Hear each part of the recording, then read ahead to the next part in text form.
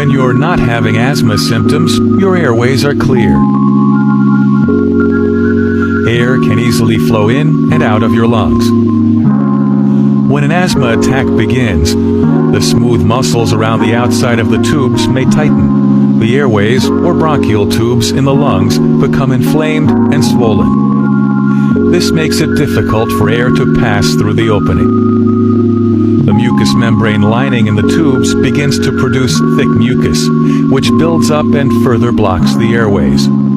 This tightened airway may result in a wheezing sound and shortness of breath, signs and symptoms of an asthma attack.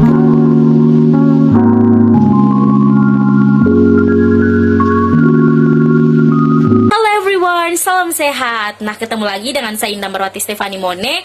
Jika di video sebelumnya saya telah membahas all about breast cancer, so for this video I will talk about asthma.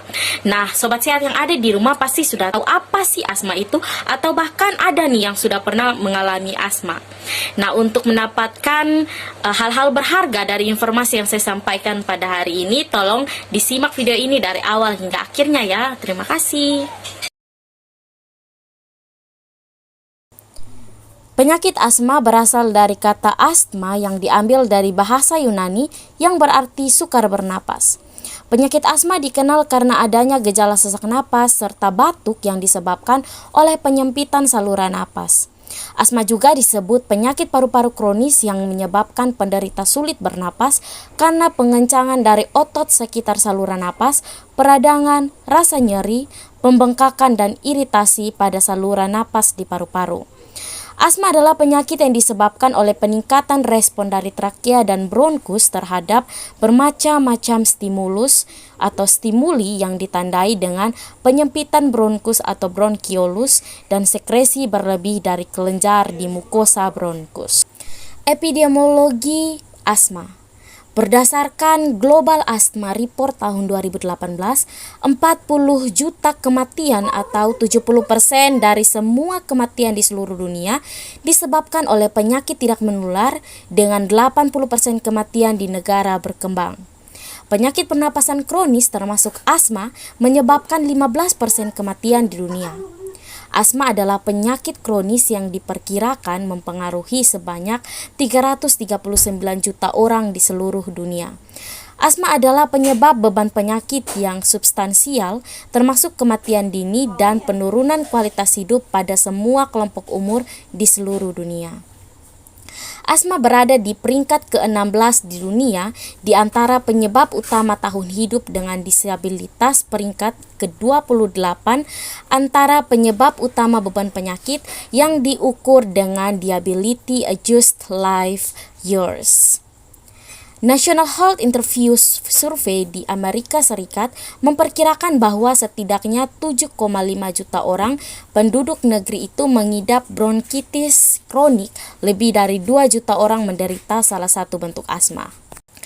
Grafik di atas menunjukkan pada tahun 2018 terdapat 19 provinsi yang mempunyai prevalensi penyakit asma melebihi angka nasional, yaitu Daerah Istimewa Yogyakarta, Kalimantan Timur, Bali, Kalimantan Tengah, Kalimantan Utara, Kalimantan Barat, Nusa Tenggara Barat, Sulawesi Tengah, Kepulauan Bangka Belitung, Jawa Barat, Bengkulu, Kepulauan Riau, dan Sulawesi Tenggara. Terdapat 15 provinsi yang memiliki prevalensi asma di bawah angka nasional, yaitu Aceh, Papua Barat, Riau, Sulawesi Utara, Sumatera Barat, Sumatera Selatan, Maluku, Papua, Jawa Tengah, Maluku Utara, Jambi, Lampung, Nusa Tenggara Timur, Sulawesi Barat, dan Sumatera Utara.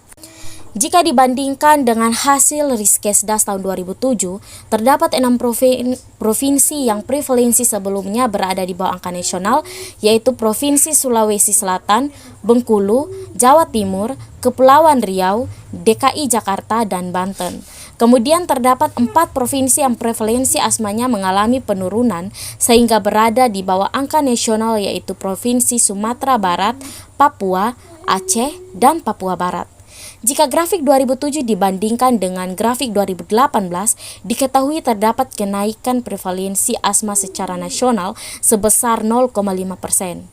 Perbandingan angka prevalensi pada tulisan ini antara Riskesdas tahun 2007 dan 2018 dikarenakan kesamaan dalam mendiagnosis asma pada tahun tersebut, yaitu melalui wawancara beberapa diagnosa oleh tenaga kesehatan atau dengan gejala.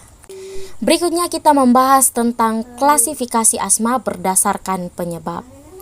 Klasifikasi penyakit asma berdasarkan tingkat keparahan penyakit atau derajat asma dibedakan atas 4, yaitu yang pertama intermittent. Intermittent adalah derajat asma yang paling ringan.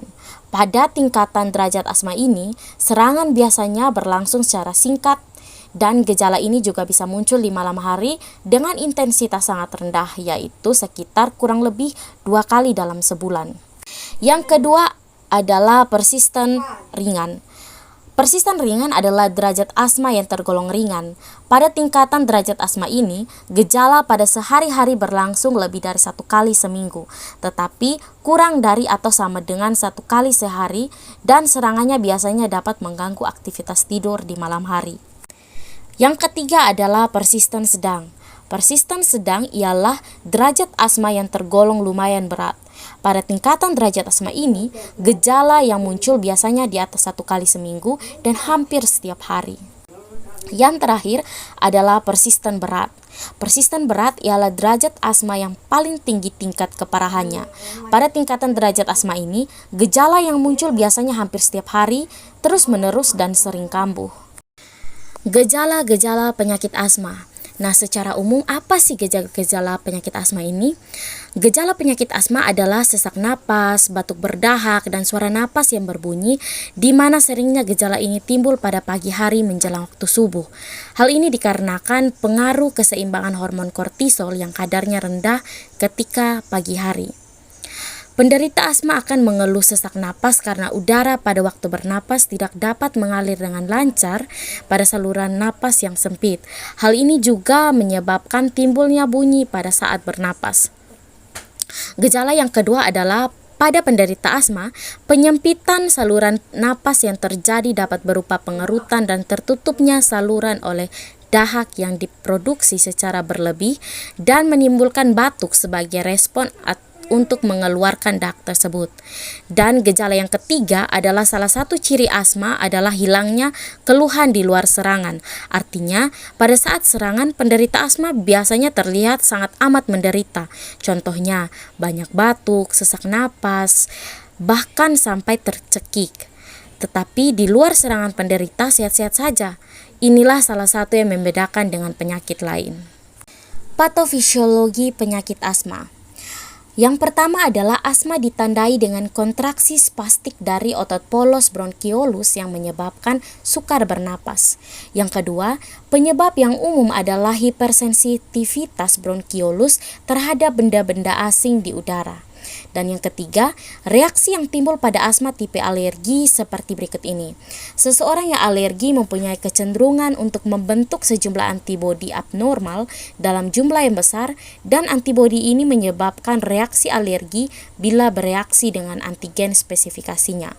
Pada asma, antibodi ini terutama melekat pada sel mast yang terdapat pada interstisial paru yang berhubungan erat dengan bronkiolus dan bronkus kecil.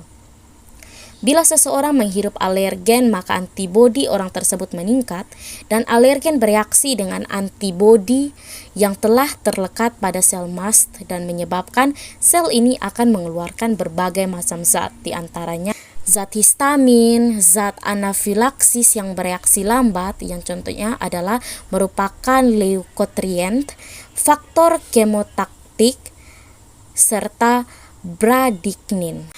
Efek gabungan dari semua faktor-faktor ini akan menghasilkan edema lokal pada dinding bronkiolus kecil maupun sekresi mukus yang kental dalam lumen bronkiolus dan spasme otot polos bronkiolus, sehingga menyebabkan tahanan saluran napas menjadi sangat meningkat pada asma. Diameter bronkiolus lebih berkurang selama ekspirasi daripada inspirasi. Selama inspirasi, karena peningkatan tekanan dalam paru selama ekspirasi, paksa menekan bagian luar bronkiolus. Karena bronkiolus sudah tersumbat sebagian, maka sumbatan selanjutnya adalah akibat dari tekanan eksternal yang menimbulkan obstruksi berat terutama selama ekspirasi. Pada penderita asma biasanya dapat melakukan inspirasi dengan baik dan adekuat, tetapi sekali-kali melakukan ekspirasi, menyebabkan dyspnea. Kapasitas residu fungsional dan volume residu paru menjadi sangat meningkat selama serangan asma akibat kesukaran mengeluarkan udara ekspirasi dari paru. Nah, kalau tadi kita telah membahas secara panjang lebar tentang patofisiologi penyakit asma, maka hal yang sangat penting yang ingin saya beritahukan kepada sobat sehat di rumah adalah program pengendalian dan pencegahan penyakit asma. Tujuan pengobatan asma bronkial adalah agar penderita dapat hidup normal, bebas dari serangan asma, serta memiliki valv paru senormal mungkin, mengurangi reaktivasi saluran napas, sehingga menurunkan angka perawatan dan angka kematian akibat asma. Untuk pengobatan asma perlu diketahui juga perjalanan penyakit, pemilihan obat yang tepat, dan cara untuk menghindari faktor pencetus dalam penanganan pasien asma.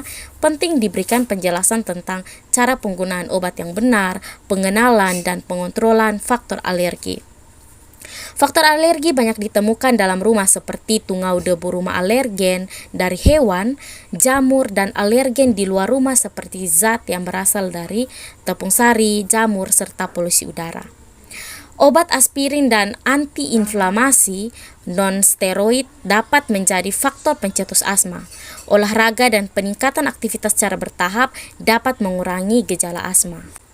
Selain hal-hal tersebut, ada pula manajemen pengendalian asma yang terdiri dari 6 tahapan, yaitu sebagai berikut. Yang pertama adalah tahapan pengetahuan.